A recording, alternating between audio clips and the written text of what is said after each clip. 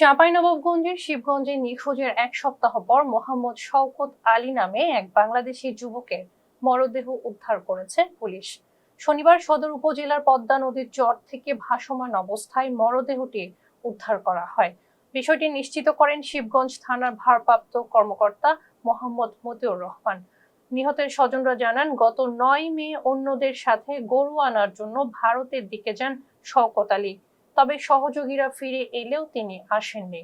গতরাতে ভাসমান অবস্থায় মরদেহটি দেখতে পেয়ে পরিবারের সদস্যরা উদ্ধার করে গোপনে দাফনের প্রস্তুতি নিলে খবর পেয়ে শিবগঞ্জ থানা পুলিশ মরদেহটি উদ্ধার করে ময়নাতদন্তের জন্য জেলা হাসপাতালের মর্গে পাঠায়। নদীতে পেয়েছি 8 দিন থেকে ছিল, কালকে পেয়েছি। বললাম তো চরপকডাঙ্গা হিন্ডে গেছিল কি কুন্ডে গেছিল আমি কেমন করে বলবো। তবে স্থানীয়দের দাবি, গরু নিয়ে ফেরার পথে বিএসএফ হত্যা করে শওকতের মরদেহ নদীতে ফেলে দিয়েছে।